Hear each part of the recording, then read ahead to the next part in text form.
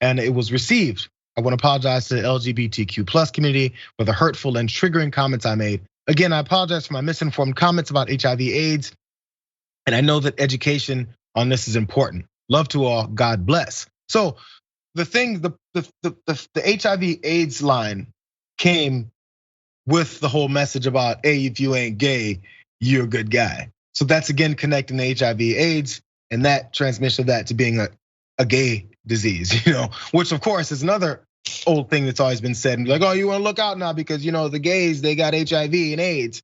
So it was all encompassed in this whole thing, and apparently he's learning. Yeah, it's interesting. I wonder what people want in these instances, right? Like a prominent person, public person comes out, says or does something stupid, apologizes, is reprimanded, by the way, right? Like he's gonna lose a lot of money from having done this stupid thing. And then like what else do people want, right? Like he's paid a price for it, like literally. He's lost money. He's finally come out and apologized. And ostensibly, going forward, he's not gonna be this stupid and wrong-headed about these issues. Like, I don't know what else we're supposed to take from this, except for, I think people who really care about this type of stuff need to understand something too. This is a guy who comes from a really, a tough, disadvantaged background. That's a one. So it's one of those things in our culture, in liberal left culture. There are these sainted identities, right? Whether it be black people, whether it be poor people, whether it be gay people, these sort of identities that we decide are sainted. Well, this guy's from one of those sainted identities, but there's something that comes with that, right? Like this guy in real life was being robbed at a Walmart, killed the dude, and was justified in court afterwards, right? Like this is this guy's background. This is where he comes from. So, oftentimes people from those backgrounds are not as enlightened as to, the sort of sensitivities that come with public speaking as it pertains to marginalized and traditionally persecuted groups. And so what do we do with these people?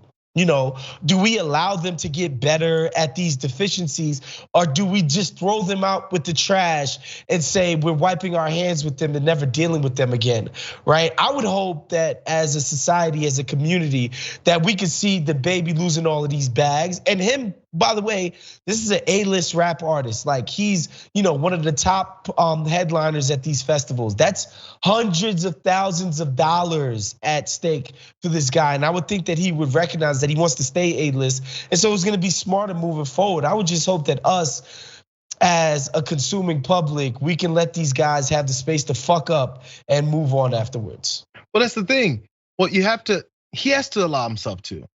Because the first response is always, and okay, I can't understand it, but personally, but I guess I can understand it since I keep saying it. There's a pride around being contrite, or pride around when someone responds to something you do, actually saying, oh, my bad. Instead, it's, you don't have the right to tell me what to do. Right. Now, what frustrates me is pro athletes, they get this, and many of them may come from similar backgrounds. They get this education and training on how to talk to the media. That's why every athlete after a game, especially an important one, says, well, both teams played well. I just want to congratulate the other team. Yeah, they beat us. Yeah, you may have seen cameras catch me on the court, call him a stupid MF dumb bastard. Yeah, we know the way athletes really maybe interact when they're competing, but afterwards they can't portray that on camera because that's bad for the brand because people don't know you. So nobody knows the baby. Not no one, but people, broad general public doesn't know him. They know about his lyrics and what he wears and his smile and all that stuff, and they like him. And then when you get disappointed by someone seemingly hate who you are, and maybe some of his fans fall within that group, you gotta realize that your fans, they only get a snapshot of who you are. So whoever it is you are, maybe you wanna tell them. And then if they get a wrong idea of it, you gotta be contrite. And if you need to learn, and maybe you need to have some handlers around you like these pro athletes do to tell you, hey bro, shut the F up, and then start learning. Do something constructive for your life and for your outlook, and maybe people will forgive you. But when the canceling happens when when these people that are in the spotlight don't take heed to what's been told to them and fix it. they just double and triple down and go, you're not gonna stop my pride. Now people hate you, and it's gonna be a problem from now on. Maybe someone else can take this as a warning shot to not go in this direction. You mess up, learn from it, and publicly do it, because you're a public figure. So that's just my thought on. Again, thank you guys thank you first off, Waz, for being here with me today on the Damage Report. Of course. Appreciate you. I think you're a little sick today, right? Yes, I'm under the weather, but we gotta pull through for the Dragons. I appreciate you. Once I noticed that, I was like, man, there's a double down effort on helping me out today. I appreciate you coming on. We thank you guys, Dragon Squad, for being here. Tomorrow is not a JR Wednesday. We'll see what happens there. Will they hold the fort down? I hope so. But today has been great. Thank you guys for joining me again on Takeover Tuesday, JR rated version. We'll see you next time on the Damage Report.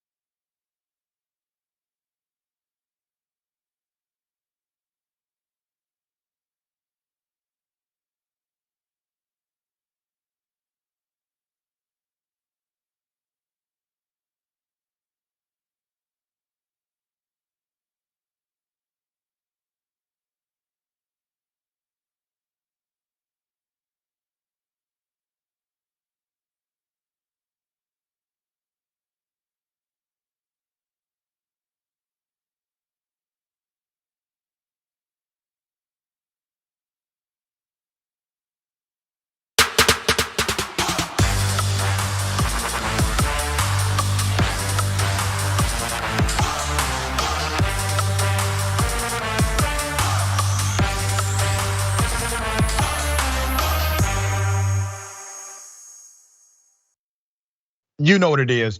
Welcome to Indisputable. I'm your host, Dr. Rashad Richey. Good to be with you. We got a lot on the agenda today.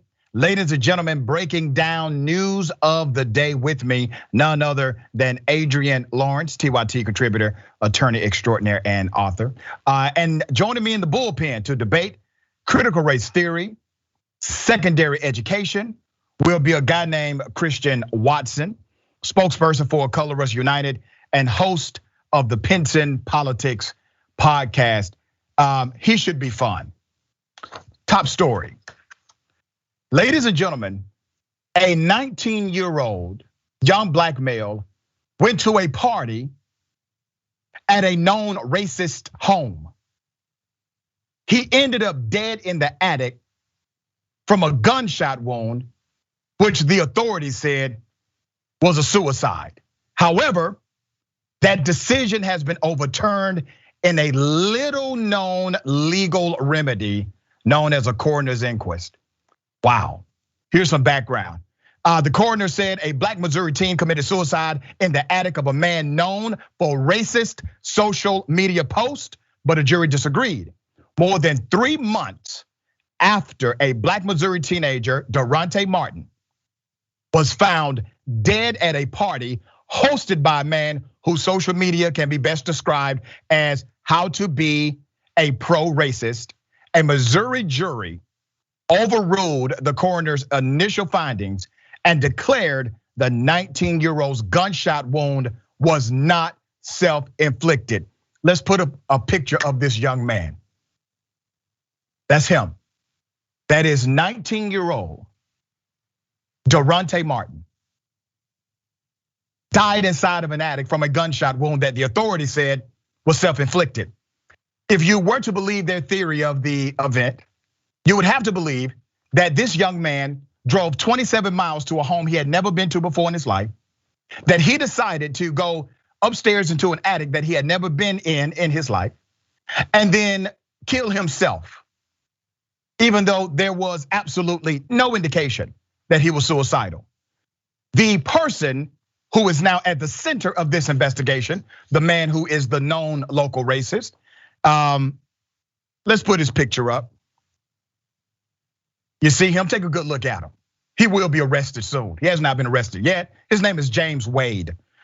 On April 23rd, Daronte Martin attended a party with friends at a rural home in Fredericktown, Missouri. The 6'3", 250-pound former high school football star was attending an 18th birthday party for the daughter of James Wade, the local known racist, whose home was adorned with multiple Confederate flags. There's more. Wade was known for sharing racially charged posts on white Facebook. Yeah, I said it right, white Facebook. Including one with a picture of a black man in chains captioned, "My great-great-great-grandfather's tractor." Another meme featured a black dog with the words, "I had a black dog once, I named him food stamps." But Wade insists he's not racist. He says he just found those memes online and he just decided to repost them. Has nothing to do with racism. He's not racist whatsoever. But Wade could not explain, ladies and gentlemen, how Martin, the 19-year-old kid, ended up in his home in the middle of the night with a bullet to his head. In a 3:01 a.m. call to 911, Wade claimed to have heard a gunshot during the bash and found Martin dead shortly after the homeowner returned from fishing in the middle of the night on his daughter's birthday. I know that already sounds crazy, right? There's no way in the world him making that 911 call makes sense. What's even more ironic than his story is the fact that the local authorities chose to believe him. Witnesses say that Martin seemed paranoid that evening, while others believe Wade was involved in Martin's death with 2 other partygoers. At least one witness statement claims that Wade killed the teen. A county pathologist performed an autopsy and determined that Martin committed suicide, even though Martin's body did not have soot, it did not have the imprint of the gun, it did not have the deposit of gunpowder, nothing that would indicate a self-inflicted wound. No evidence whatsoever this was a suicide. When confronted with this information, you know what the coroner said? The coroner said, oh, gee, I actually washed it off after I finished the autopsy. That's what the coroner said. There's more. But this young brother, 19-year-old Martin, had a mother. The mother knew better. Martin's mother didn't buy it. The family commissioned their own autopsy, which contradicted the initial determination that Martin caused his own death. Ladies and gentlemen, they brought this before a judge and a jury. Most families are not in a position to do what these people did. They had to pay money for this, a lot of it. They took it before a jury, and the jury said in less than 2 hours, the jury overruled the county coroner and determined that the former football standout was actually killed by violent means. The finding means that investigators must now determine who is responsible for Martin's death. Put up this guy's picture again. The alleged killer, according to the witnesses at that party. That's the one that the witnesses testified, hey, he did it. They even told the deputies who investigated this crime, and the deputies went on stand and said, their testimony did not corroborate the evidence, and they let him go. My dear sister Adrian, you're an attorney at law. Help make sense of this. Unfortunately, there is no way in the world you can justify this at all, as other than the system enabling this racist slaughter of this young man. You know, when there is an actual suicide by especially a gun, a firearm, there are a number of indicators that a coroner would have found and seen and cited to. Those things were absent here.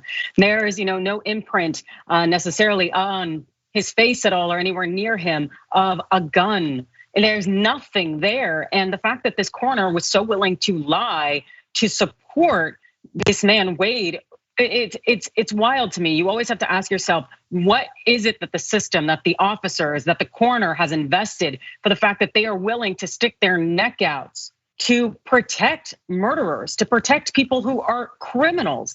And all we can really say is white supremacy. But we also have to bear in mind where this was. I think it was Fredericktown, Missouri. The fact is that the NCAA had issued a warning back in 2017 for Black travelers. Don't go through Missouri, you need to be safe. And I have family from Missouri. All of my parents are from there or whatnot. I don't go there.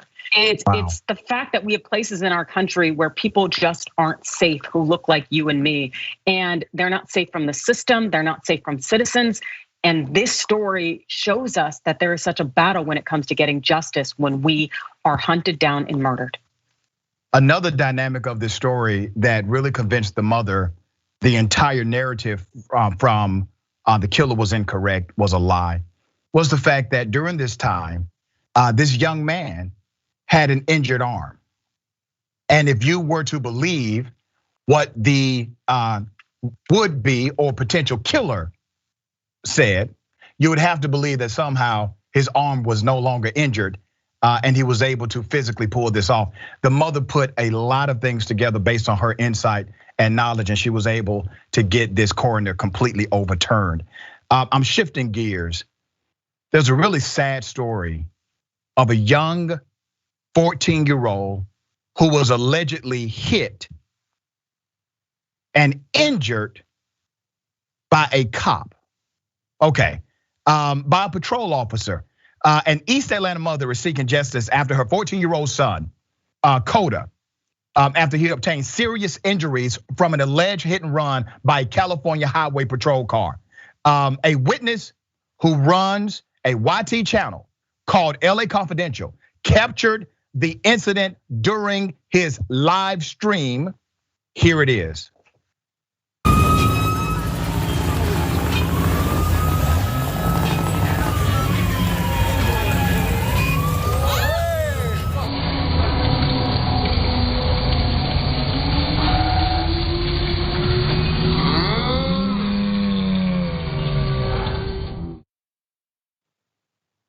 Wow.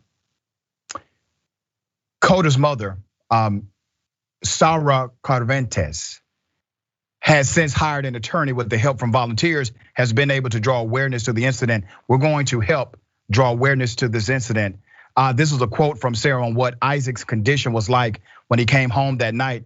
He was distraught. He couldn't even focus his eye vision on me. It was horrible. You could tell that something was wrong and he couldn't talk correctly. He was slurring his words.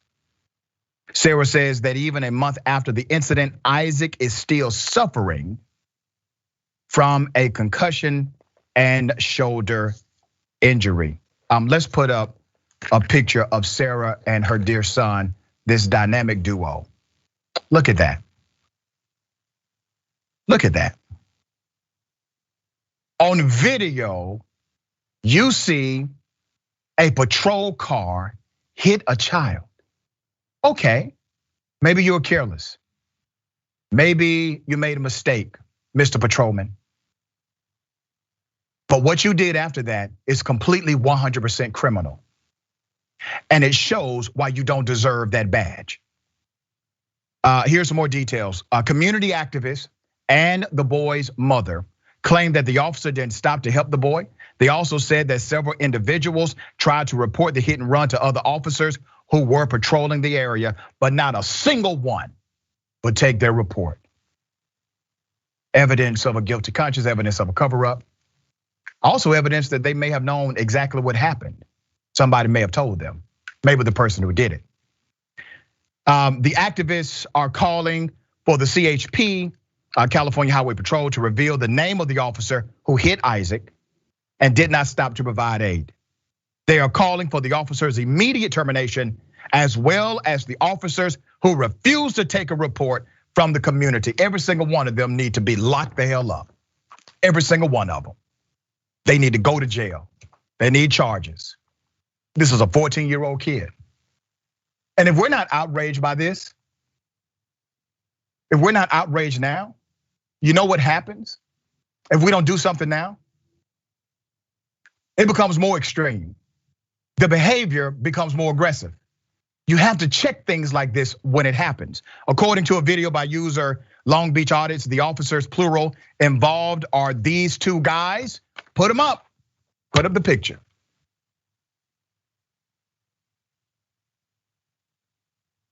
According to Long Beach Audits, that's them. Another witness also shared that Sarah, their confrontation with the white officer, which she shared on Instagram. Let's go to this video. I know who he is. That's a hit and run. That's a hit and run, dude. That's a hit and run. Go. That's a hit and run, dude. That's a hit and run, dude. Go. Are those the good cops everybody keeps telling me about? You see, when people tell me, listen, Rashad, there are way more good cops than bad cops. Where are they? Where's the one good cop out of all of these cops who were alerted that night that a hit and run had just taken place, and not a single one of those cowards decided to take a damn police report for that 14-year-old kid who now has slurred speech, reduced motor skills, has impacted his mobility, family torn, police division deciding not to be transparent with the information, a cover-up evidenced by the conversations that happened immediately afterward. Where are the good cops? Adrian, where are the good cops?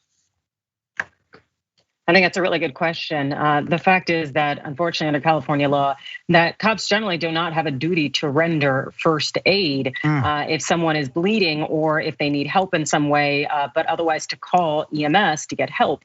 In this situation, because the cops were the ones who caused the injury, you would think the basic duty would be to call at least EMS.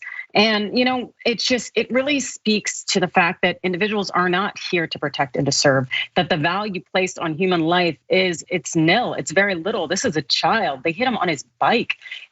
How do you justify that? And to keep these officers on the force and they're supposed to quote unquote serve and protect, yeah, right. They can't even take the basic general human decent thing to check on someone after they hit them with their car. Let's be real here. These people should not be in a position where they're supposed to be looking over humanity in our society. What kind of job, Adrian, would make you dismiss your humanity? I mean, damn. There are dope dealers and gangbangers that are stopped for a 14-year-old. Okay, people that would be dismissed by others in society as immoral, but they would protect the 14-year-old. So what are you telling me these cops are? What are you telling me this cop is? Who would hit a 14-year-old, speed away from the scene, and absolutely render no aid, nor his colleagues who were there hearing the witnesses say, this is a hit and run that just happened by one of your guys. Can we get some help here? Yeah, so here's the thing. California law says you don't have a duty to render aid. So explain this to me, Adrian. Why is it that police officers seem to want all of the authority, but none of the responsibility associated with it? Well, it's because that authority is power. People aren't necessarily here in that role because they do want to help society, to uplift, to make change. Maybe some people do come into the academy with, those high hopes, but the reality is that when these officers, oftentimes after they spent years or so much time on the force, the power trips that you see go on, the lack of, truly seeing people and the humanity in individuals, that probably starts to wear away. And as someone who went to school to be law enforcement, and I do have a number of friends who are either in law enforcement or former, I watch them change. I watch their character change. I watch them just become jerks after a certain amount of time. But as one of my closest guy friends, I remember talking to him one time and he said, AJ, I am exhausted. I just spent the last 12 hours sitting in the hospital holding the hand of a 4-year-old who was raped in the Bronx. And after you see those things again and again and again in society at its worst, I think it changes you as a person. But of course, that's not to say that every officer is like that. But that is to say that there are people who do not see the humanity in others. Some of it is caused on the job and some of it's just a result of being a horrible person. But either way, they don't need to be in that position. I was tagged on Twitter by a fan of TYT. And he started by saying he's a recovering racist. And that he hopes that other racists see themselves in some of the commentary and segments I do here, that he's a recovering racist. I thought it was transparent and fascinating because it proves that there's a spectrum here, meaning correction can take place for those who are open to the process. And I believe the same for everybody, regardless of the profession they belong to. You have to start mandating consistent psychological evaluations of police officers, because the same officer you hire on day 1 is not the same officer on day 1,000. And if you do the psychological evaluations, at least you have an opportunity to see signs and provide corrective measures so that you don't get to that point where you can hit a damn 14-year-old kid and keep riding like nothing happened. We got more on the other side. Stick and stay. It's indisputable.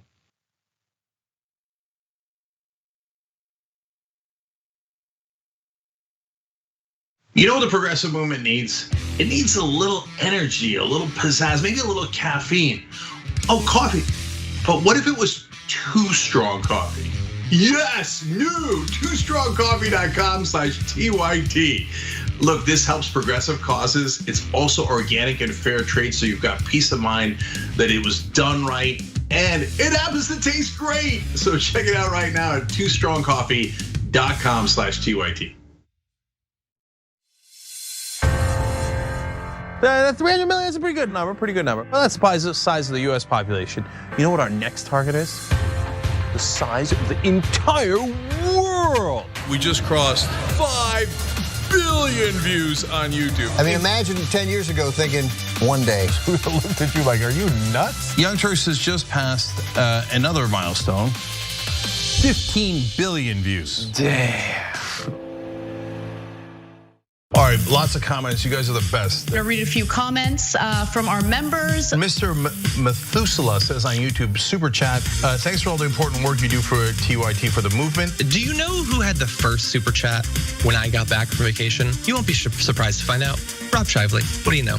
Rob says, rejoice for Dragon Daddy has returned. This question sent to us by Izzy Sanchez Jr. Is it me or is Meghan McCain talking as fast as Ben Shapiro?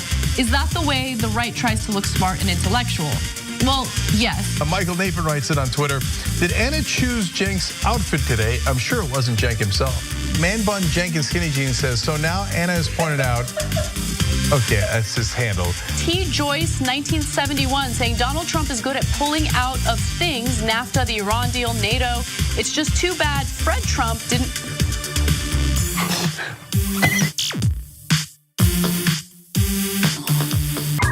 All right, let me do a little quick plug here. It's not even a plug, I'm bragging, okay? I'm bragging, watch me. We have a channel on YouTube, a whole channel devoted just to the Young Turks. It's badass, right? Wow, man. I can see the void. You guys are rock stars. Unbelievable. Senator Sanders, welcome to Rebel Headquarters. Man, you guys are amazing. We gave you what you wanted. Okay. Speaking of shirts. I have a surprise. You reached a lot of people. You are the Young Turks. And we have spread that progressive message wide and far. Let's keep it going.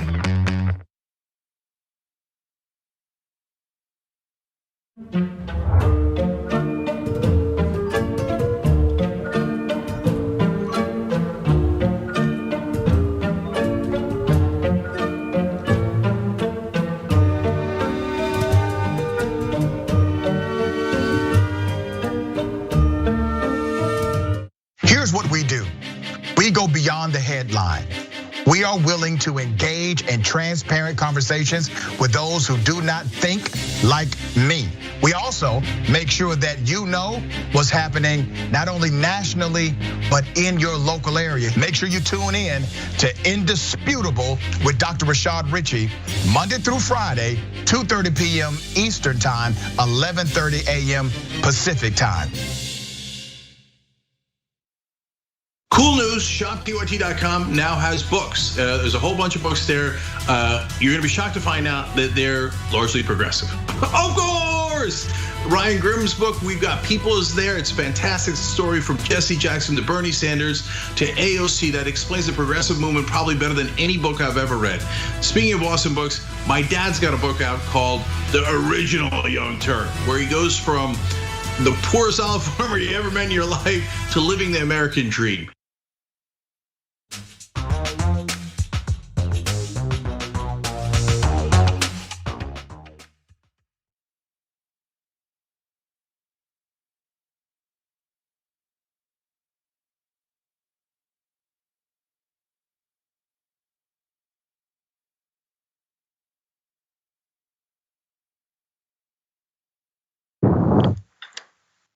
Welcome back to Indisputable. We got a lot of comments. I will read as many as I can, all right? Thank you all for chiming in. Let's go to TYT member LMG15. Dr. Rich and Adrian are always a great hosting combo. Agreed. Mickey C, the silver-haired dragon. I read the story earlier and it triggered a memory. Whatever became of all those black men who were found hung earlier in the Black Lives Matter protest? All were deemed suicides, but all were suspicious. Anyone see anything about investigations, or were they just swept under the rug as usual? Yeah, super chat. Bernard the Kiwi Dragon, the coroner washed off the evidence, ? It turns out to be a lie, which is just as bad. I'm sorry, but how is this coroner still on a job? I understand what you meant, yeah. How is he still not arrested? That's my question. I know y'all are like, Dr. Richard want to lock up everybody, lock them all up. Everybody needs to go to the pokey. Okay, Katrina Simpson. Was the coroner a medical doctor just appointed to the position? Not sure, but I'll research what their background was. Shamira Hill, love your show, Dr. Truth. Please continue to keep us aware and thank you. And thank you, I appreciate that. Artist definition. Dr. Rashad all the way, he really helps the world realize what's wrong under the carpet. Thank you. Mary says the coroner got paid. Perhaps, but sometimes that good old boy white supremacy system is all the payment they need. Jax Drax, I can't even imagine how many murders of black people have been falsely ruled as suicide. That's the question I had immediately. Tahira Kathleen, this poor kid will never be the same and will need money for therapies. Yeah, agreed. Ladies and gentlemen, my next story. Miami Beach officers face battery charges after violent arrest at a hotel. 5 cops are being arrested and charged. Here's the first video.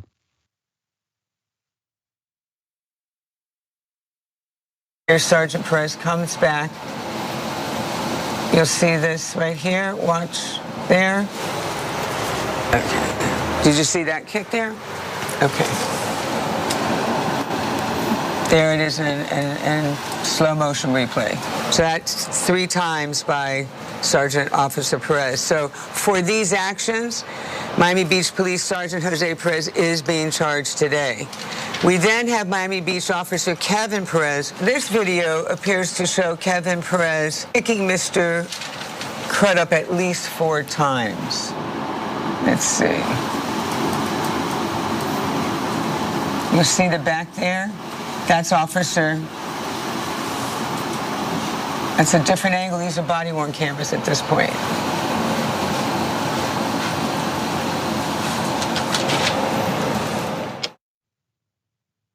So sad. The sergeant, the man who is supposed to be in a position of law enforcement leadership, walks up to the scene and commits a criminal act. That is what happened here. If your boss is committing crimes as a cop, what do you think everyone else is going to do in uniform? There's more.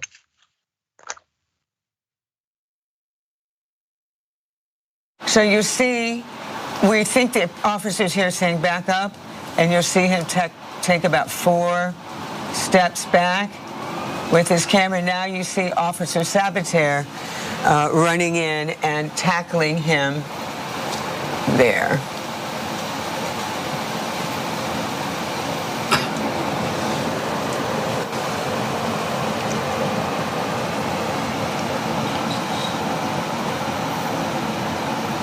Now, if you hold it right there, now what you see is after he's tackled, this is actually, these are his shorts, and that's a fist right there. And watch what happens next. Now, what you see there is a series of punches in the back rib cage area or kidney area, but it's on the back. You see that there? Now we have the body-worn camera video of Officer David Rivas, who appears to show Mr. Vaughn actively backing away from the Officer Rivas. Remember, you saw that initially?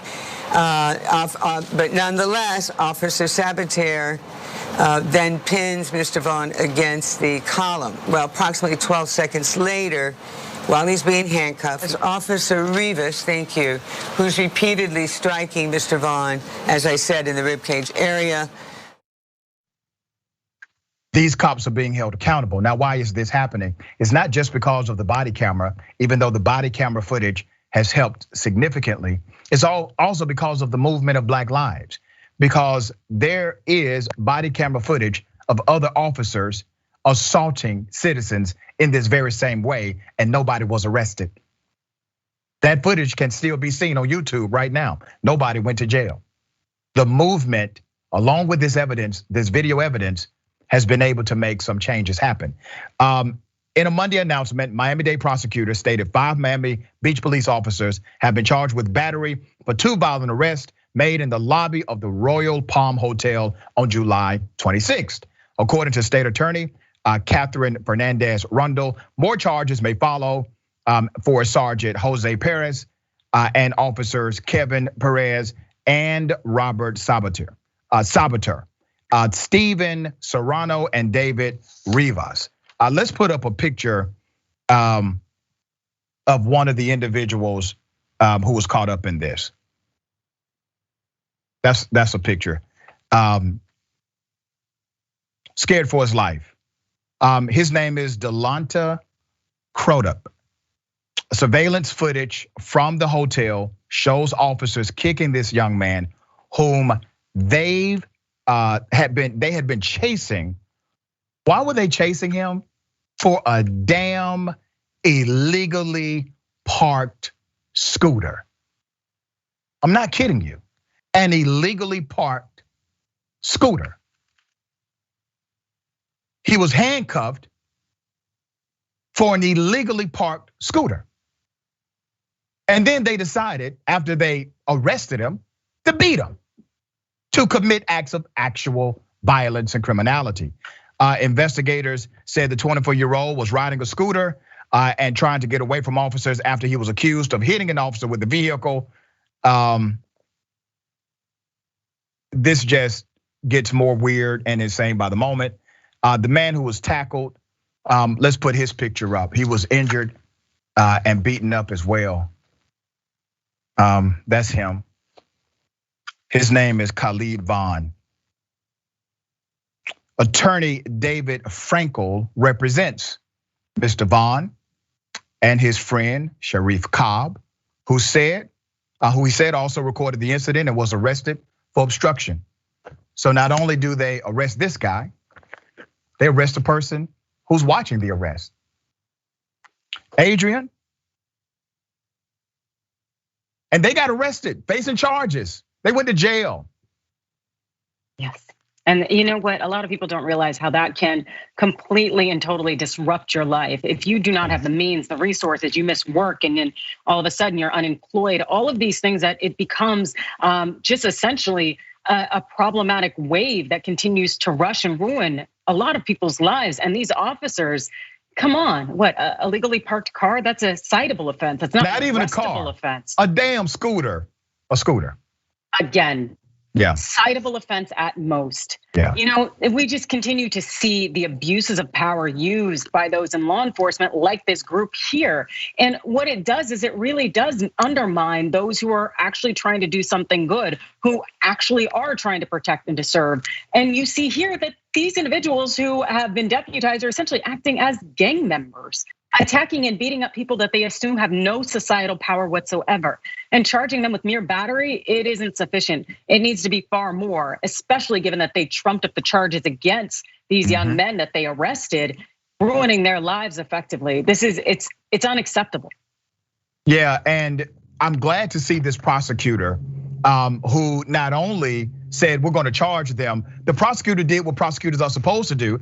When you have an extreme violation of public trust, you have a press conference, you explain the facts, you be as transparent as you can be without compromising the integrity of the investigation.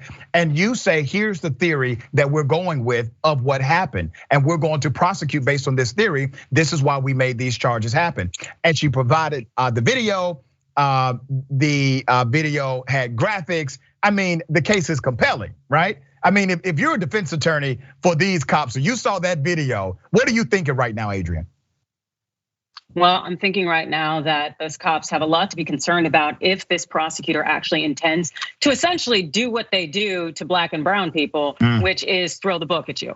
And so if that actually happens, it would be a hell of a thing, because the message really needs to be sent to these rogue cops who are really just acting as street gang members, using their power and abusing their power and using the system against people. You know what? They need to know that it needs to end in the now. Otherwise, you actually will face consequences, because we all know there have been few consequences up until hopefully this point. Yeah, well said. And remember, once again, this is a prosecutor. It did not take a new law. It did not take a statutory revision. It did not take police reform. It literally took one person in a position of leadership to say, we're going to do the right thing. This becomes your de facto reform right here. Now, we need the other reforms as well, obviously. But this holding these officers accountable for actual violations of the law should be the standard.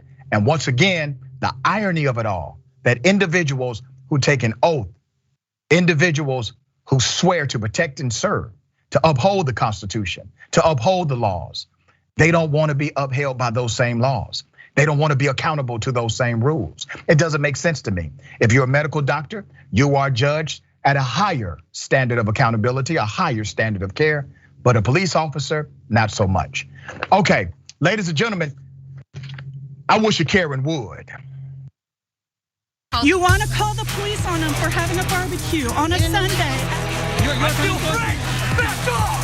I'm going to tell them there's an African-American man threatening my life.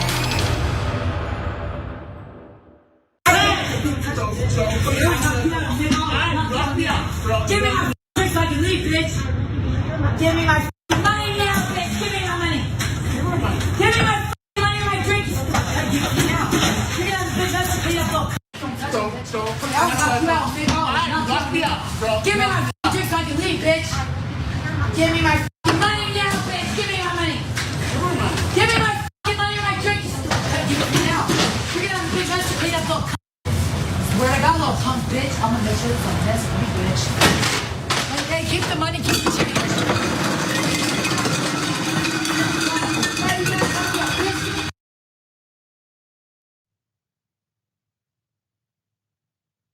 That's not all. There's more. Another Karen has been caught on camera, this time at a Barnes & Noble cafe. The video showed the woman having a violent meltdown as she hurled slurs, cursing at employees behind the counter, wanting her drink, wanting her money. But that's not it, y'all. She did it again. Here it is.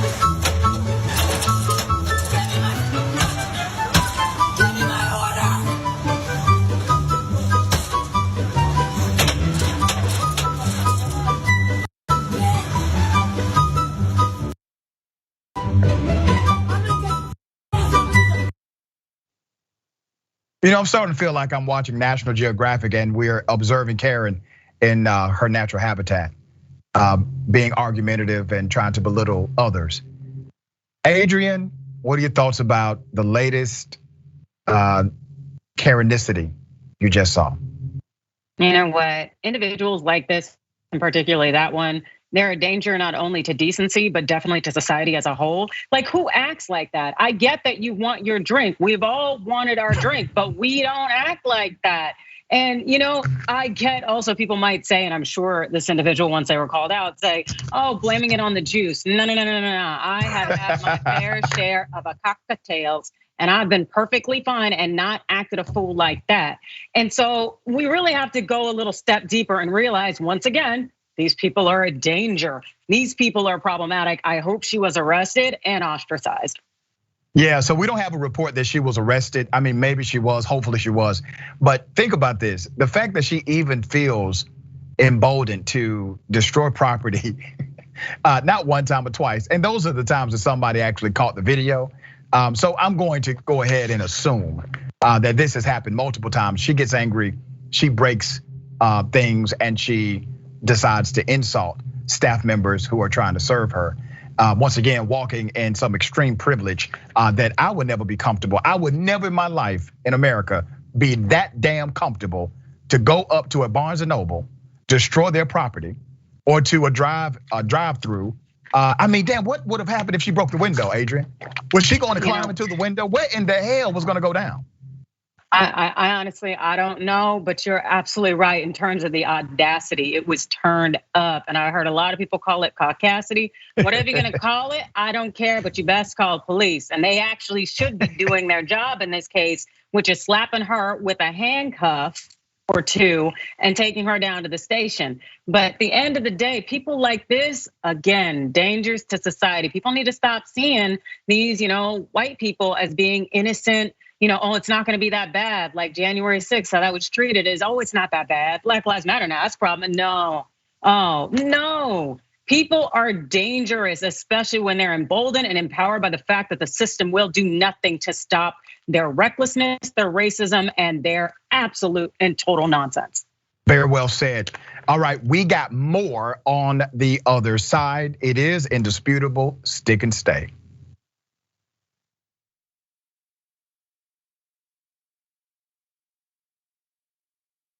Well, the Young Turks, the Friday show is gonna be awesome. We're gonna help you over. Drop it. We became the first ever daily online web television show. No, the Constitution is the very core of America.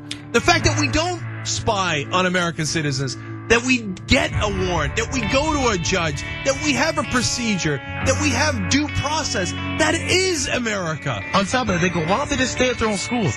You gotta realize something. These schools suck.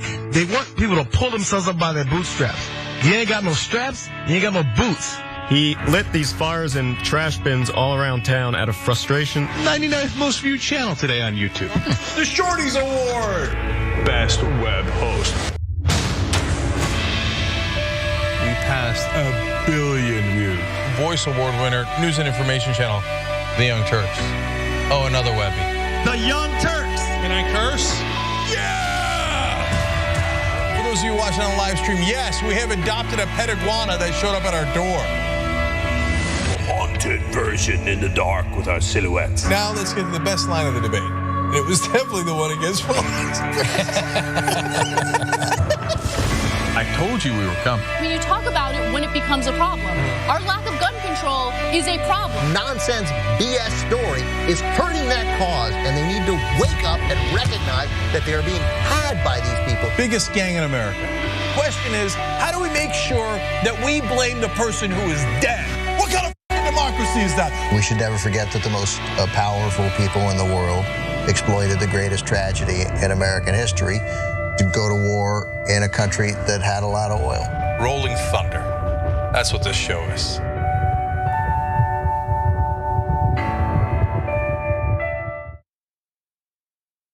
Never in my life did I think I would like to see a dictator.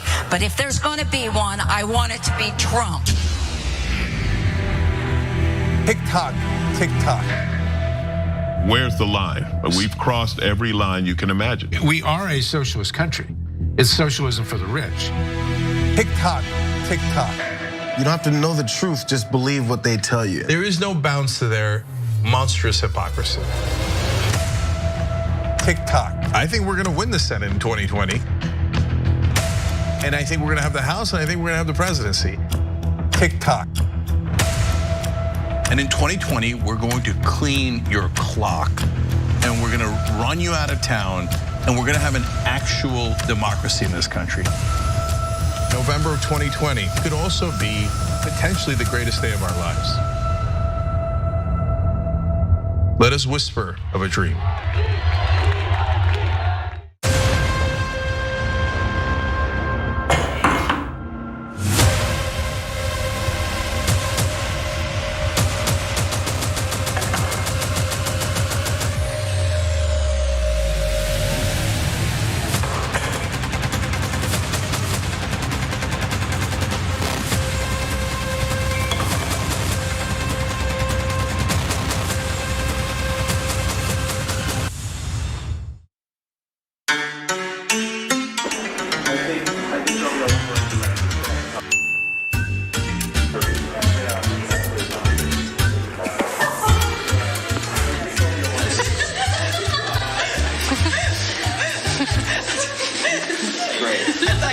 Smack the back that I like. Say hi to the camera. I don't like this.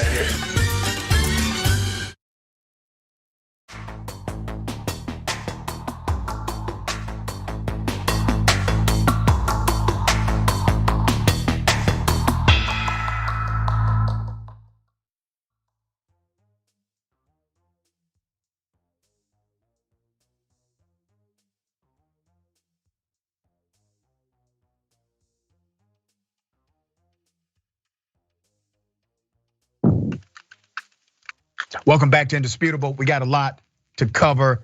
Let me remind everybody, please make sure you stick and stay after the show for a deep dive with Jordan Uhl, all right? Make sure you stick around. Remarkable program, great show. Indisputable TYT, that's on social media, Twitter, Instagram. Make sure you join, follow us, all that good stuff. And on the YouTube page, we're at, 156,000 subscribers. That's because of you. Make sure you subscribe to that page. It's free and it's easy. TYT member Argo Libre says, yes, Adrian, a simple day in traffic court can have devastating consequences for working class folks. Yep. Craig Souffle, The music for Hothead Coffee Karen was off the charts hilarious. It really was, wasn't it? It really put the finishing touch. Yeah. All right, YouTube, super chat. Jeffrey Ritchie, are we related? Don't talk to Latte Karen before she had her caffeine. May Money in the Building says Karen and meth don't mix. Yikes. Side note, can I suggest you have Jason Carter on your show one of these days? Adrian, your hair is on point. Jason Carter is actually a good friend of mine, and I may do that. I got some work coming up with the Carter Center in a couple of weeks, and I'll run into him for sure. Non-human humanist. I am from Europe, the origin place of white people. Never seen a Karen acting that crazy like yours over there. Is there a special thing over there? See, them fighting words. Now I gotta find Karens in Europe now. That's what has to happen now. Black Lives In. Internal Affairs actually has to do their job now. Yes. Chris Frederick. They clearly don't even care they're being filmed anymore. Bradley Nelson. Kidney punches, that's lethal force, people. It is. King T says, you can't make this stuff up, Doc. Thank God for body cameras is right, 100. Annette B, the first thing they say is comply. But how can you when they're killing you? And literally in that one video, the officer is saying back up. He's backing up and he still gets assaulted. Nothing to see here, move along says, I've met 2 good cops, both of them quit. Twitch, Captain Cornball. If that's how your sergeant acts, what kind of performance reports will it give you if you don't follow his lead? Another way, the barrel rots. That's a good point. Tracky 21. A parked scooter ain't gonna hurt anybody and doesn't take up that much space. Really? Okay. This story is very sad. This story is very, very hard to watch. I wanna warn you now. Ladies and gentlemen, cops pulled up to the wrong suspect, beat him up, and killed his dog. Here's some of the video.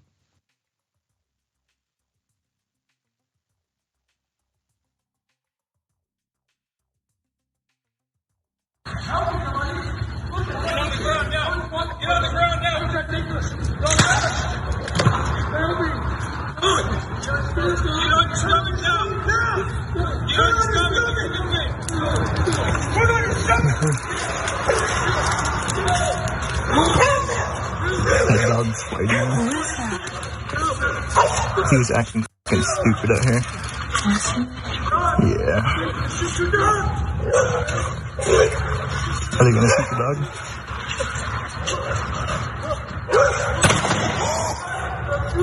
Yep. Get on the ground now! What the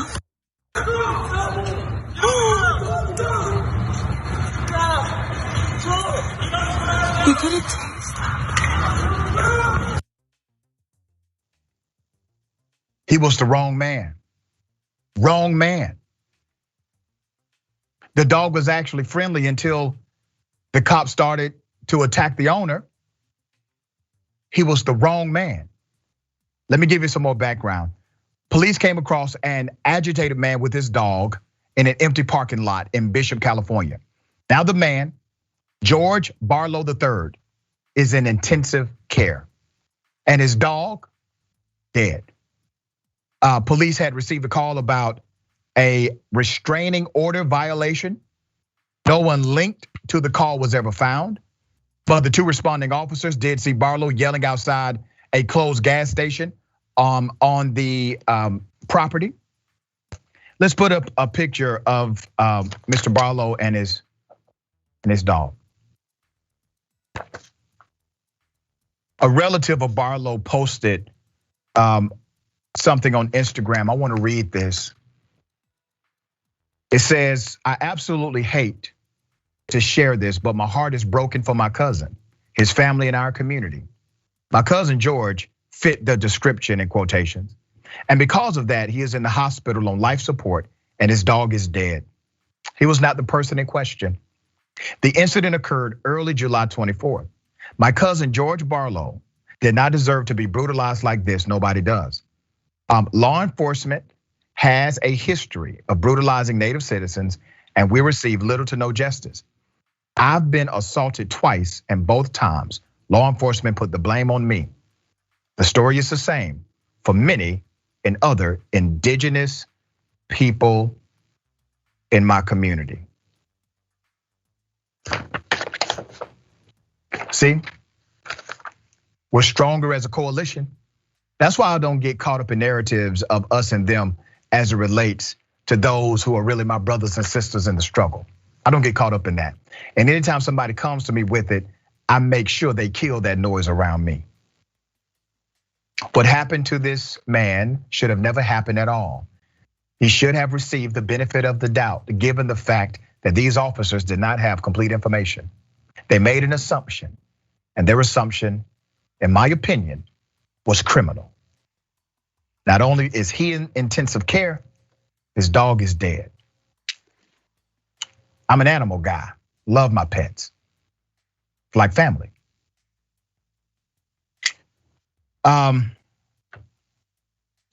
There's more. Let me read this other Instagram quote as well. Things are getting really ugly. White men are messaging and threatening indigenous women for speaking out. People are trying to slander George's name while he is fighting for his life. Googling his name and not realizing that it isn't even him, but a different person.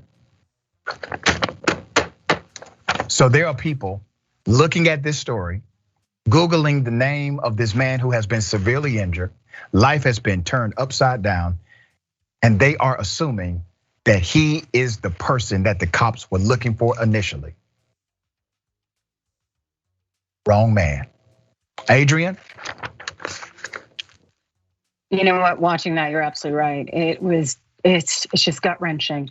Not only the fact that this was someone's companion, their dog, that's also people's family members there. Yeah. And then for this man to have been assaulted to the extent that he is on life support, that it didn't need to happen. And I think you're absolutely right in terms of the fact that we do have to work together and to fight this divisiveness and the us and them narrative, because the reality is that we are all going to suffer at the hands of white supremacy and police brutality if something isn't done. A lot of people are unaware of the fact that indigenous people they're killed more by police at higher rates than any other racial demographic, including Black people.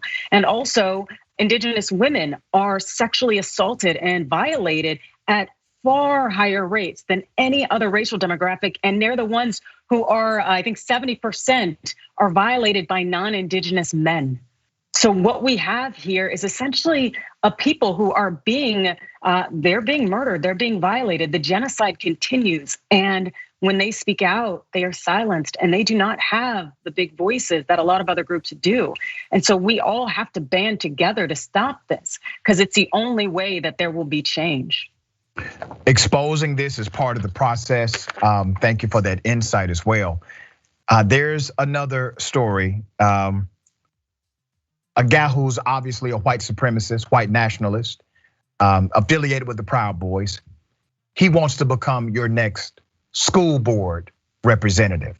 He wants to be an elected official. I kid you not. Proud Boy candidate gets ripped by a local newspaper after his love for white nationalism is exposed. His name is Josh Wells. Let's put up a picture of Josh Wells. Josh Wells, a school board candidate in Haven, was the subject of a hard-hitting editorial by the Kansas City Star this week.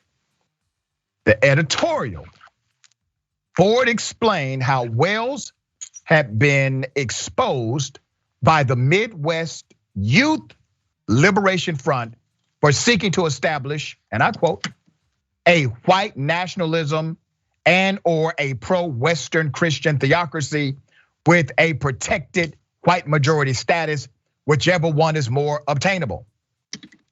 Wow, think about this. This guy wants to be in charge of children, okay? The newspaper noted Wells had been visited by the FBI for his connections to the Proud Boys on January 5th, one day before the insurrection at the US Capitol. Former US Attorney for Kansas, Barry Grissom, urged voters to remain vigilant. In this era of half-truths and lies that weaken our institutions of government that for years were respected, we take comments from white supremacists and people who are on the fringe, and we just now kind of shrug our shoulders like it's not a big deal. That, to me, is a cancer in our society. Well said. Well said. The Southern Poverty Law Center says the Proud Boys, rank and file Proud Boys and leaders, regularly spout white nationalist memes and maintain affiliations with known extremist groups. Put his picture up again. Put his picture up.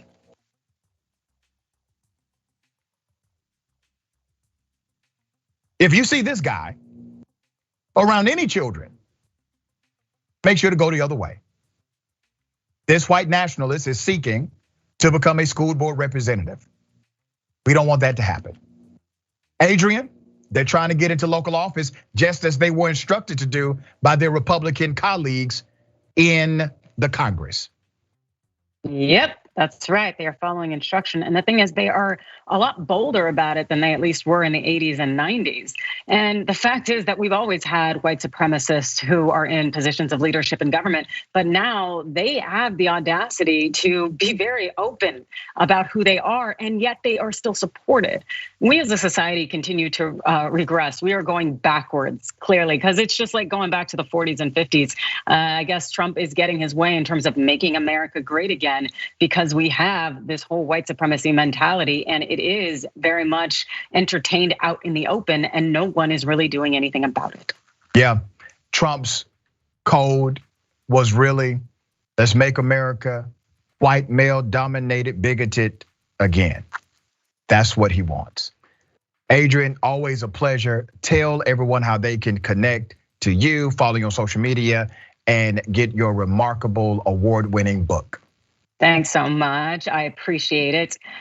You can find me at Adrian Law on Twitter, on Instagram at Adrian Lawrence, and you can get my book anywhere books are sold, but also in the TYT store. That's Staying in the Game, the playbook for beating workplace sexual harassment, which is an extremely important book, particularly today when Andrew Cuomo was exposed for being the harasshole that he is. Yeah, Cuomo just needs to hang it up. Good gracious, man. All right, and by the way, one day I will be able to say, Adrian, my book is sold wherever books are sold, but I don't have a book now. I don't have a book yet. In time, it's coming. All right, thank you so much. We got more, stick and stay.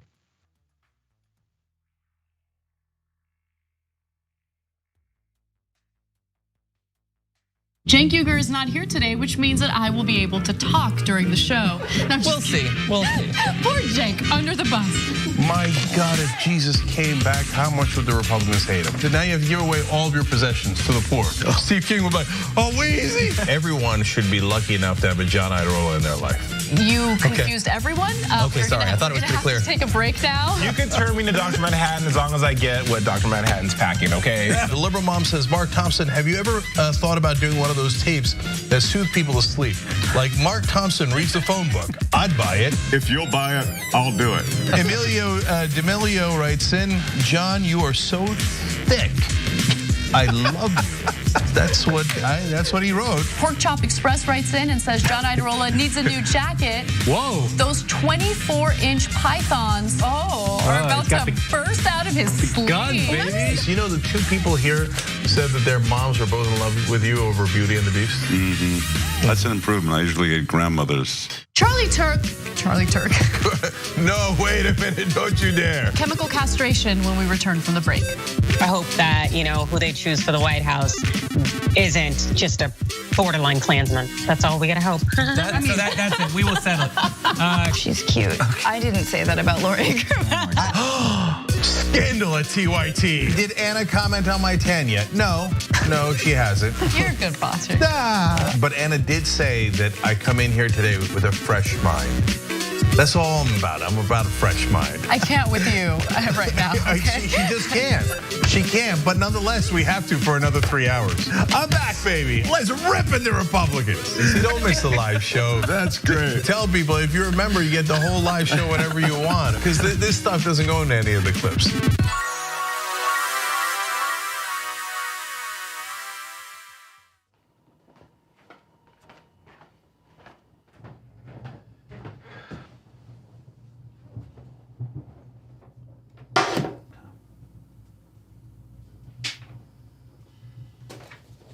Welcome to the Damage Report. I'm John Idarola. This is gonna be a big one. Meanwhile, in the Arctic, you know where this is going. You watch the Damage Report, the Arctic's on fire. Obviously, why would we be talking about the Arctic except to tell you that it's melting once again? The Republicans aren't that interested in it. I wonder why. Lift out of poverty up to 3.7 million people, including an estimated 1.3 million children.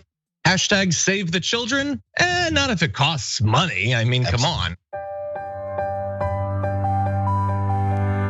What's happening? I'm Dr. Rashad Richey, host of Indisputable with Dr. Rashad Richey. Here's the bottom line. I play no games about policy, period. Too many people's lives are at stake. So here's what I do. I challenge conservative ideology that hinders the growth of this country. I make sure we place our facts in proper context, and I have no problem debating anyone on a position that I have. Progressives have the ideas to change the world, but when you really look at it, progressives have always changed this world for the better. I want you to tune into my new show, Indisputable with Dr. Rashad Richey, right here on the TYT Network, 2:30 p.m. Eastern Time, 11:30 a.m. Pacific Time. I'll see you there. Everything that we've accomplished over the years is because of our members who've allowed us to remain independent of corporate interests and reach 20 million followers. Now is the time to bring as many people into the progressive movement as possible. We're inviting you to be the change and help bring a community-powered progressive change machine to life. Details are at tyt.com/change. If you're a member, thank you. We need you to remain so. If you're one of the thousands of viewers out there who's not a member yet, the time has come for you to join now. We need you more than ever. tyt.com/change.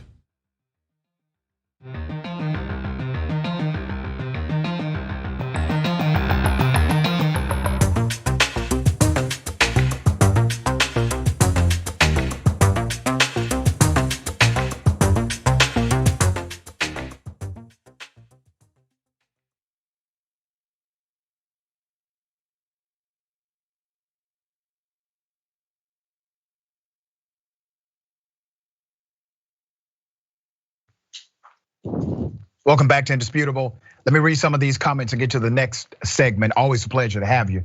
Okay, TYT member, Bodega Boy Wanda, I think. Even the freaking dog knows what cops are doing is wrong. Yeah. Mickey C, the silver-haired dragon. Cops in this country kill so many dogs each year that a specialist at the Department of Justice's DOJ, Community-Oriented Program Services office, says it has become an epidemic. The DOJ estimates that around 25 to 30 dogs are killed by cops every day. Damn. With some numbers as high as 10,000 a year. The totals could in fact be higher since most police agencies do not formally track officer-involved shootings involving animals. That's a staggering number. YouTube super chat. R. King 1 Garcia, disgusting and disgraceful. Those cops belong in jail. Yep, they had the wrong man the whole time. Mickey Mallory, and listen, even if they had the right man, that was wrong, okay? Mickey says, thanks for shining light on what happens in the darkness, Dr. Richey, my pleasure. Non-human humanist, does this man have a GoFundMe? We could show him support. It won't give the dog back, but could help. I'll research that. So, okay, we got something. There is a GoFundMe by the family. So here's what you need to search if you want to look up the GoFundMe. Go to the GoFundMe website and type in support for George Barlow and family. And that's spelled BARLOW, okay? Adrian for AG, she's gone, but she will make a remarkable AG. Good gracious. Wouldn't that be a shift in our democracy? Yes, Lord. Ladies and gentlemen, welcome to the bullpen.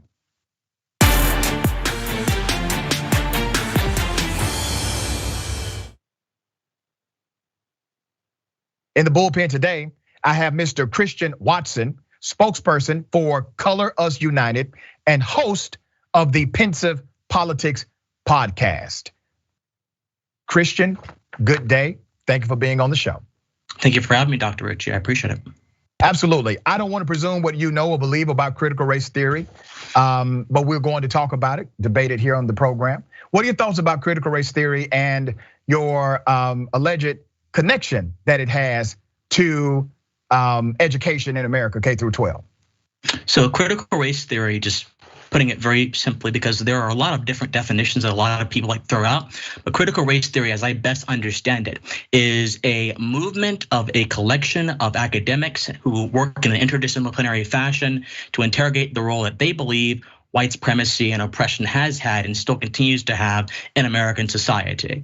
And so essentially, it's based on a few key precepts. Number one, that white supremacy is a part of the definition of America's institutions. Number two, that the impacts of white supremacy, far from any sort of individual instance of white supremacy, are still impacting and hurting Black Americans today. And number three, you have to engage those impacts in a critical way, which means, as they would say, or at least as they said in the critical race theory, the key writings, you have to engage critically, you have to engage in a sort of activist way, especially in the classroom and abroad in political society as well. And so this is really being pushed in education, or at least many of these principles, I should probably say, are being pushed in education by the 1619 Project. Now, when many folks hear this, they're like, well, this is nonsense, it's fear mongering, but it's not. Look at what Nicole Hannah-Jones has said in the essays that are within the 1619 Project curriculum and in her own personal statements. She said that slavery is foundational to America, that the editor for New York Magazine actually said that he wants to reframe history through a Black narrative, which puts slavery at the sort of forefront and the emphasis of what America is about. I mean, there are plenty of other essays in the curriculum that kind of do indict America's moral character. So I think that critical race theory principles are most certainly being used in a way that I think is not really appropriate for the classroom. So let me go back to your original definition and understanding of critical race theory, because you go to some degree and then you don't go to the rest. Critical race theory does not mandate that you become an activist. That's not part of the lexicon of the theory. The theory itself basically says that due to the origin of how we started as a country, we have these biases that are built into policies, institutions, statutes, even the Constitution. Remember, the Constitution said at one point we were 3/5 of a person. The Declaration of Independence said that Native Americans are savages in the language of the Declaration of Independence. And then there are current modern structures that exhibit this same racial dynamic, where the disparity is connected directly statistically to a race variable. And you have to deconstruct that model. You have to reverse engineer that model and figure out where in the policy is it getting it wrong. Now, when you talk about K through 12 education, brother, you are well aware that critical race theory is not taught in K through 12 education. You know that. Well, as I said, no one's reading Delgado, no one's reading Crenshaw, but I'm saying that critical pedagogy is a method that is being endorsed, especially by the curriculum of the 1619 Project, to teach certain concepts. I think that's a self-evident fact. Okay, so let me correct you on something. It's pedagogy, and the pedagogy that's being taught, that's an educational style. That's a method of teaching. So a theory is not really pedagogy. It's your method of connection. Go ahead.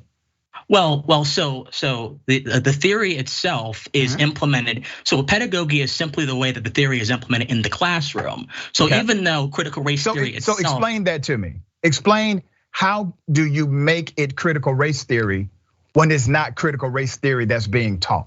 How do you connect the two? I think you're kind of moving the goalposts here, Dr. Richard, respectively, because I never claim that critical race theory itself, Delgado, Stefanik, Mary Matsuda, Crenshaw, they were being taught to K through 12 people, because they're not. I'm saying that the methodology and the principles of critical race theory are being taught, at least in the 1619 Project and across America. And I think that's you say that you were a victim of critical race theory. I think so, yeah. And when were you a victim of critical race theory? So again, I was using critical race theory as a proxy for its methodology. But that's not what you said. You said you were a victim. I read it, brother. I did the research on you. You said you were a victim of critical race theory. And I was quite clear about what I meant. Yes, I was quite clear about what I meant. So for example, when were you a victim? I partook in collegiate debate. And collegiate debate, there's a few kinds of collegiate debate. There's policy debate, there's national parliamentary debate, and there's other kinds, there's British parliamentary debate. And in almost all of the debates, particularly in policy and national parliamentary debate, a lot of people use critical race theory arguments. Not only that, but many of the debate judges themselves are not only sympathetic, but formally critical debaters. It's not like critical race theory is simply being used sparingly by people as a wide array of arguments. No, critical race theory actually informs the structure of collegiate debate, whether it's terms like critique or what have you. Crenshaw has been quoted several times, Derek Bell, on the idea of sort of Afro-pessimism, that's been quoted several times. Excuse me, Frank Wendelson, and the idea of Afro-pessimism, that's been quoted several times. So yeah, and because of those ideas that were dominant, I was not really accepted and allowed to be in collegiate debate by people. Well, I was allowed, but I wasn't really accepted by folks. And a lot of my arguments were considered to be offensive and ignoring lived experience being the core function of actually what critical race theorists believe. If you look at Words That Wound, Matsuda, Crenshaw, and Stefanik, and all of them say in their section where they define critical race theory that we use lived experience as a means of disrupting the narrative that ignores, Black folks and their experiences. So yeah, I was kind of a victim. Let me help you. First of all, brother, you are not a victim of critical race theory.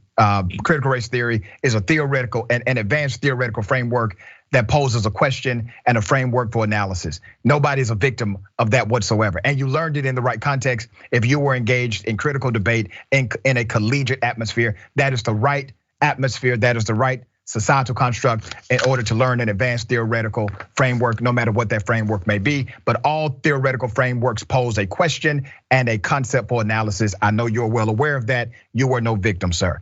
Let me bring to your attention some elements in modern society that I would like you to answer without using critical race theory. Okay, let's do that. Very well. 4 years of survey data shows that Black students represent only 15% of total US students enrolled in public education, but they make up 35% of students suspended once, 44% of students suspended more than once, and 36% of students expelled. That's from the US Department of Education. They also found in their research that this disparity is not explained by more frequent or more serious misbehavior by other students, meaning their behavior was comparable to white students. However, their penalty was much more severe. Let me read you another one.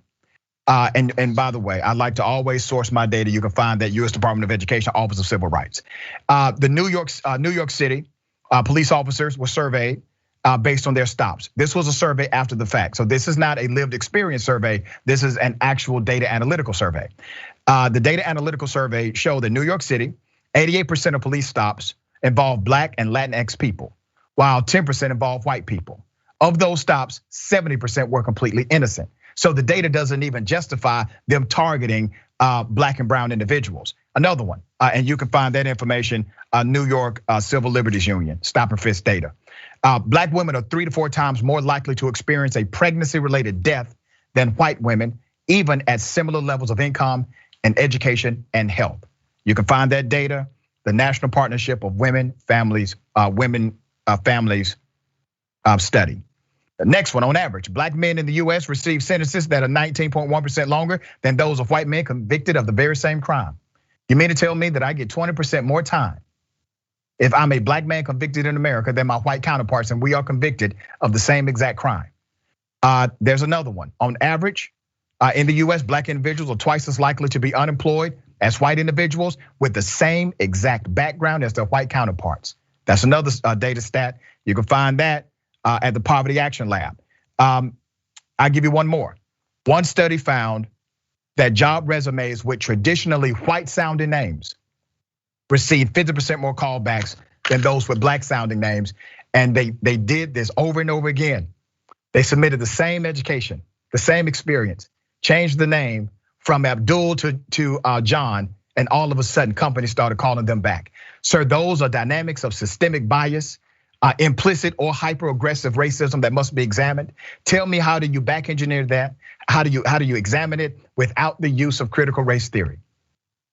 Well, first of all, so critical race theory, let's be clear about what it is, as we have been doing with this conversation. It is indeed a framework which would look at all of those things, and it wouldn't actually, what you're doing, Dr. Rich, you're actually kind of trying to interrogate a little bit. And Words That Wound, all of the critical race theorists, particularly Matsuda and Crenshaw and all of them who wrote that book, they're very clear that they actually presume that all racial disparities must be racist outcomes. And there is a conversation to be had about that, but it is not a conversation that can be scientifically approached if we are assuming that all racial disparities or all disparities, in any area must be racist because they are adjacent to racism. This is the flaw that I think Kendi makes how to be an anti-racist. But to answer a few of your examples, for example, the education thing where black kids are punished more at public school.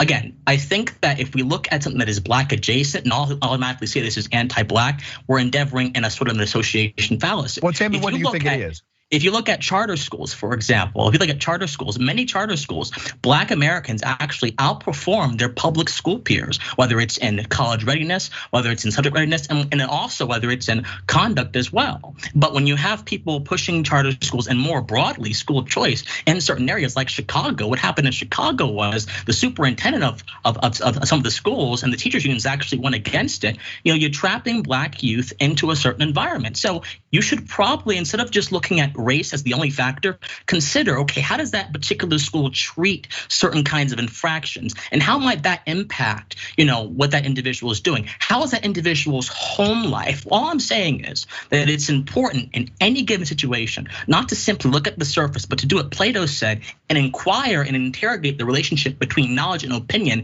and try to get as close to knowledge as possible. Critical race theory does not do that because critical race theory, as they said in Words That Wound, presumes that certain things are true without investigating them. And in my opinion, going back to the classroom, that kind of mentality has no room in a system that is meant to educate people to mold the man, mold the woman, as the ancients would think, in a way that is going to prepare them for life. Brother, you said a whole lot without saying much at all. So let me help you here. Which of my claims do you take issue with? Well, the fact that you never really got to the core of how do you reverse engineer the obvious disparities that are connected to race that I just posed to you. Well, you cannot tell me. Go ahead. Dr. Rishi, I must respectfully disagree, sir. I did. I told you explicitly that we have to look at these things through a multifaceted lens and not through a reductive, simplistic. I just gave you several examples as it related to the school thing. There are many different things that could account for the disparities in punishing, and in charter schools, in many charter schools, like those disparities just don't exist. Just name a few, brother. I mentioned family life. How does that particular school handle infractions? It does not have to be entirely linked to racist practices. But the problem is, Dr. Ritchie, critical race theory likes to see racism in terms of impact, not in terms of intent or value, or to the extent that intent or value mean anything. This is Kenny's definition. Well, let me ask you they must be correlated with impact. Let me ask you this. Do you think that a New York City police officer or the New York City Police Department pulling over 88% of the individuals who are black and brown, a huge disparity in how they pull over people, and not even coming up with the result of more people being arrested, 70% are completely innocent of anything? Do you not think that is systemic? You think there's something else there? Well, so I think two things can be true at once. You could have a systemic problem without the problem being necessarily racist. But it doesn't mean it's not racist. But let me Dr. Rich, you're kind of moving the goalposts. No, brother, you say it doesn't necessarily mean that it's racist, which means you have left the door open for the fact that it could absolutely be racist. Well, okay, well, perhaps, but we shouldn't jump to that conclusion. That's my point. The point is, because when the data shows the disparity based on race, why would you not? And it's not jumping to a conclusion; it's interpreting the data. Why would you not say, listen, if 3 to 4 times black women who are pregnant experience a pregnancy-related death more so than white women with similar background, income, education, and health? Why would you not say, listen, we need to make sure we take a closer look at how we're treating black women in this industry? Why would you not make that conclusion based on the data?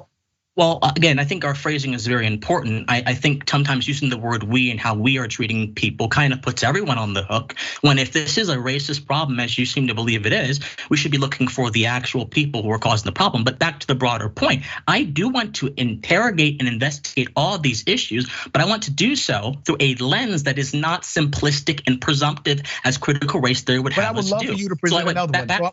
I'm asking you, brother, present another lens. Listen, critical race theory says, okay, a whole lot of bad stuff as far as disparities that happen, it can be traced back to a racist or racial core. And we have to check those things inside of our policies. You would admit that we have policies that unfairly penalize individuals of color more so than other groups. Would you not agree that we have policies like that? So there are what you're asking, are there disparities in data? Absolutely, there's a disparities in data, but we have to investigate the disparities. You know, Emerson made it very clear. We have to investigate what goodness is. We have to see why what is. And I think just taking a very surface level prima facie look at the data and saying, hey, this is a racial disparity, ergo it must be but racist. It is by fact. Well, facts are important, sir, which is why, and I want to understand the facts. So the fact is, let me just make sure we're clear. You do believe in the fact that there are racial disparities based on these institutions, right? Well, there are racial disparities do exist in data sets 100%. I want to get to why they exist. Is it because of racism? That's what critical race theorists think. I think that's a simplistic explanation to a multivariate problem. Life is a complex phenomenon, Dr. Ritchie. As you would know, sir, you're a PhD. You had to go through a lot of things to get your PhD. So I think that reducing this very complex and multifaceted world and very complex and even more multifaceted human society, human interaction to one answer, because those answers have been emblazoned and sort of seen in the cultural atmosphere, is not the best thing to do. If I am wrong and these things end up being the cause of racism, actual racism, then yes, let's fight them, let's get rid of them. But I want to go back to something you said before. Before you go there, and I will allow you to finish your thought. Critical race theory does not provide a singular answer as far as I apply critical race theory. I do understand that there are some instances where there's data, macro data, that cannot be codified in a racial dynamic. And we may not have access to that data. But what we do have, the access to the data we do have, shows clearly that an overwhelming truth is present. And the overwhelming truth, brother, is that these disparities break down with a racial significance. And yes, you could have meaning when we talk about 3 to 4 black women being 3 to 4 times more likely to die being pregnant than white women. Well, that breaks down to a racial issue. That's a racial disparity. That racial disparity has something at its core creating that disparity. You have to investigate it. You're saying that it may be something else, but I'm telling you, you got the data. At least start there is my point. If you're not willing to start with what the data has concluded, you will never get to unravel the other lenses that you're talking about. And I'm with you, brother. I get it. You're saying let's be multifaceted. Let's make sure we have various lenses in order to examine these things. And you do. You need it from an equity standpoint. You need it from a gender bias standpoint. You need it from all of that. Okay. Wait a minute. You don't believe gender bias exists? Well, Dr. Ritchie, I didn't say that, sir. But you don't believe gender bias exists? No, I didn't say that, sir. Okay. So here's what I'm trying to say, sir. I think you did something in the course of your response there. So you said that the disparity reflects a problem, a racial problem. But as far as I can see, the line of your reasoning doesn't satisfy how that problem is racist. We haven't gotten there yet. Yes, that's correct. A racial disparity does have a context within the context of race because it is being measured by race. So when we measured black women and the disparity between white women, that is something that is being measured by race. But that goes from being something a matter of, okay, Dr. Ritchie, so how is it not true? If we're measuring the disparity between black and white women in terms of pregnancy, is that not being measured by race? No, the study was not. So let me help you understand how the study is a factor, though, of course, right? Race, the disparity is the outcome of the data. So let me bring you back to the study. I know. The study examined income, healthcare, as well as education. Those are non-racial elements. That's what the study examined. The study with the New York City Police Department, it only examined the number of arrests, the number of stops, and the number of citations. It did not study it from a racial context. The US black individuals are twice as likely to be unemployed than white was a measure, once again, of experience work-wise education, and also age was put in that variable. And it showed that blacks are less likely to be unemployed, more likely to be unemployed than their white counterparts. Now, none of those studies contextualized in the variable race. It contextualized everything else and said, but the outcome, the disparity, happens to have this amazingly unequal racial conclusion. Okay, well, we can agree that race is indeed involved in understanding the disparity as a whole, right? We can agree on that premise. Okay, very good. All right, so when we go beyond that, though, you said a few moments ago, and we kind of have gone a lot of different ways this conversation, but you said a few moments ago that it is important to recognize the disparity exists, and we agree on that point. The disparity does exist, but it's also important to investigate the reason as to why the disparity exists, and we actually agree with that point. But when you said different lenses, you mentioned gender bias, race, equity, and Dr. Ritchie, respectively. I don't think that if an inspector goes into a house and just looks inside the house and never looks outside the house, that he's actually really inspecting the entirety of the house. So the house of critical race theory and critical, pedagogy and critical concepts include the idea of equity, include a sort of emphasis on gender bias. And I don't think you can actually interrogate and inquire into ideas when you're staying within a single ideological framework. It's anti-intellectual. All intellectuals need to go outside their framework and question themselves. Introspection and self-challenge are the basic precepts of how we acquire knowledge of the world, sir. So, respectively, I think all of those things you mentioned, equity, gender bias, they can be a part of a broader analysis, but the broader analysis must exist outside of a single umbrella, which is what I think only having those things you mentioned would put us under. So let me push back a little bit on that. And by the way, I appreciate you being on the show. I'm happy to be here. There are multiple theories that coexist. Some of them actually overlap. Grounded theory, one of the theoretical constructs that I used for actually my second doctorate. I used grounded theory. That's not the only theory that I would subscribe to, right? Okay. To explain or analyze or compare data. And now you have to look at it from two data concepts: qualitative comparison, which is your social comparison, and then quantitative comparison, which is your analytical research numbers heavy comparison.